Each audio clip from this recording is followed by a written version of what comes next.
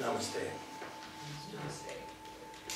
I mentioned last week that we sort of had an option this week of talking again about the Transfiguration, which I ended up talking about a little bit last week, or talking about this passage that I chose. The old "Get Behind Me, Satan." Yeah. So I thought we might begin by thinking about some old tapes that might play for some of us. And then I thought, you know, for kids today, I guess old tapes don't play. Old CDs play? I don't know. Old MP3s. Old MP3s, yeah, because, you know, they don't know what even a cassette was. So if you say to them, what old tapes are you listening to from, you know, who do you think you are? What were you thinking? This is why we can't have nice things. Or my personal favorite, I'm not angry. I am just alone with my private thoughts. How can you be so smart and be so stupid? Excellent. Excellent. What will the neighbors think or say or both? Never had that one. Oh, that's because you didn't have my mother. We had other things. You had other things going on. It's all, well, it's a lot, those are a lot of things. But one of the things they are is this installation of self-doubt. And this installation of this idea that says, I can't. Because if you hear long enough that you can't, you will change it to I can't. And interestingly, well, maybe not. I'm a journaler, a spiritual journaler. And sometimes I start writing in a journal and I don't like it. So I put it away and start a different one. And I didn't like this one because it's got this big ringy thing and I'm left-handed. So my hand's on the big ringy thing all the time. Well, if you want to get rid of it, take out those pages off it. No, that's all right, because I went to it now. I went back to it because it also has, I also like to write with a fountain pen, which means it has to absorb the ink pretty quick because I'm a lefty. Oh, And I yeah. don't want ink pinky, which is what lefties get. So I went back to it, but I had written 3 or 4 entries in April, late April and early May of 2008. Oh. Right after the church, my first church, had just blown up in my face. And one of them's interesting because it was kind of prophetic of where my journey would take me, even though I didn't know it. And the other one was really interesting because it had to do with today. But I think they're both pertinent. This is April 25th of 2008. Good Lord. The economy was not quite yet in the toilet. I've had an epiphany of sorts, which is always a good excuse to buy another journal. Can I say that there is always a good excuse to buy another journal? An epiphany is not required. Right. I don't necessarily have the words to express it yet, but I'm coming to understand that I'm called to reform Christianity in a different way, or perhaps more vastly than I previously understood. It calls for completely abandoning our notions of God without abandoning the notion of God, or the universe as transcendence and entity. Such a view would recognize that there's nothing wrong or contrary to Christianity in adopting a more holistic approach theologically, as long as what was adopted or adapted wasn't explicitly contraindicated. The interesting thing is that if you explore this notion, you discover that much of what you might think would be contrary to Christianity, the paranormal, the non-physical, I think that says initiation. I don't know what that word really is. Intuition! By God. I looked at it for like 10 minutes the other day. And so on is actually contained within it already under different names. The point of all this is that the envelope has to be pushed and expanded. When an idea arises, we shouldn't always be asking why, but rather why not. Christianity is struggling because it has failed to expand as our understanding of the universe has expanded. We've failed to keep pace because we've been a religion of fear and contraction rather than love and expansion. We reject things out of hand and wonder why we are irrelevant. no more. And then in May 12th, 2 weeks later, well, I'm convinced that we live half-assed lives because we're afraid to go for it.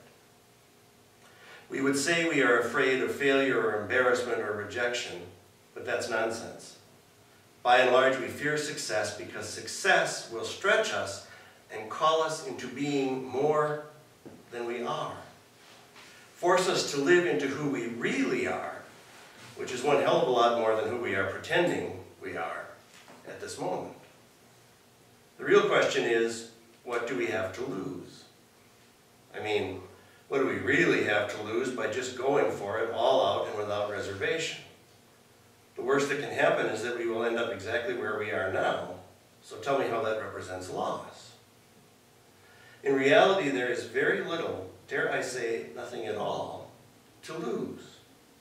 The losses we imagine we might sustain are the product of an overactive imagination and exaggerated self-importance.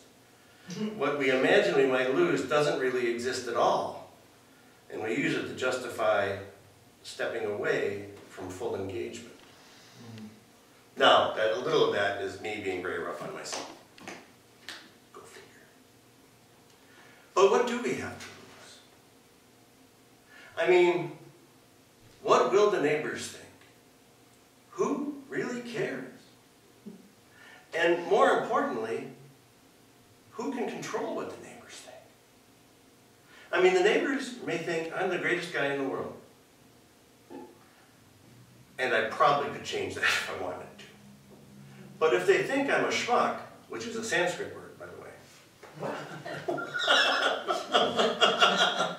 meaning putz, Which is Hebrew. which is, that's Sanskrit too.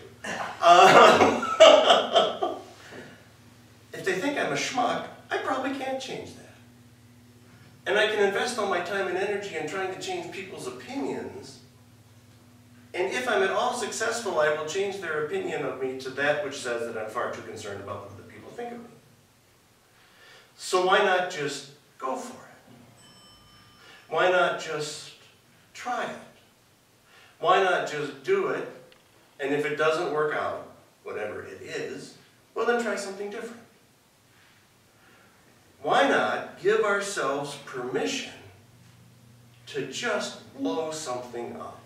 Not like Uncle Fester with the trains, but I mean, just go for something. Give it our best.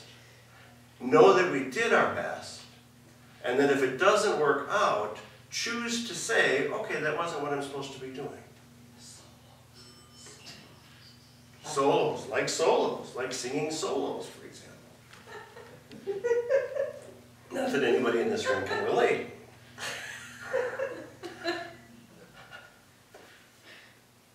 But there are those messages, right? There are those tapes or MP3s that keep coming back. You know, this is why we can't have nice things. I work so hard for you, and what appreciation do I get? You know, and on and on. But maybe even those things come out of a place of not really going for it. Maybe our parents, if they did this, my parents did it, my mother did it. My father just sat in the corner and went, oh. Probably because my mother did this. But maybe she was angry because she didn't go for it. And maybe her excuse for not going for it was messages from the outside. You have to take care of your family, you have to raise your kids, whatever it is. And I think that's a common thing. If we don't go for it, we're going to end up bitter about something. And we'll probably be bitter towards the people who played us the tapes. So how do you account, then, for Peter and Jesus?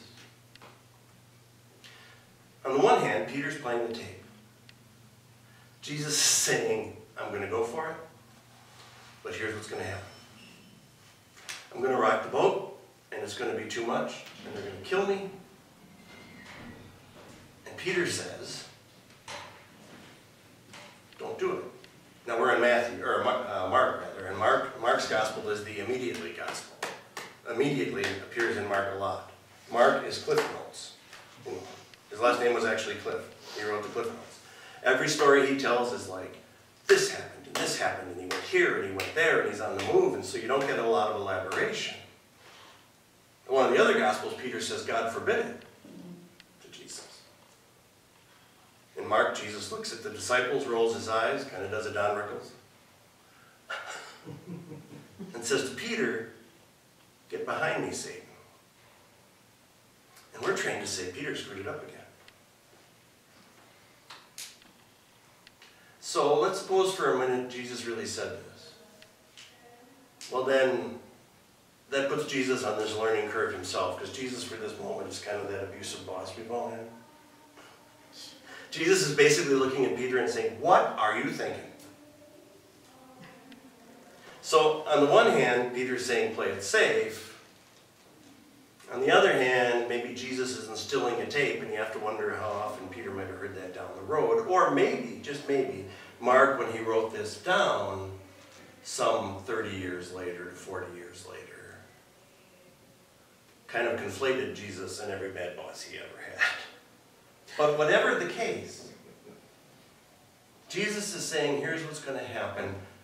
Peter says, no, don't let it happen. And Jesus turns around and starts talking about this very confusing business about saving your life and losing your life and saving it. Which reminds us of all those things he said that seem to be paradoxes. The last will be first, the first will be last. But he's really talking about self-sabotage, in a way. Because saving your life is saying, I'm going to play it safe. I'm not going to go for it. I'm going to be so attached to wherever I am right now that I'm going to try and freeze it in time, which is, of course, impossible. Every morning, well, not every morning I look in the mirror, but most every morning I look in the mirror and I go, oh, man, I am not, first of all I say, look at this. And then I say, oh, man, this is not how I looked 20 years ago. So if we suffer from that delusion that we can hold our life right where it is, we're confronted with the mirror every morning. Maybe in biblical times it was a little harder because you had to look into some water and it was a little fuzzy.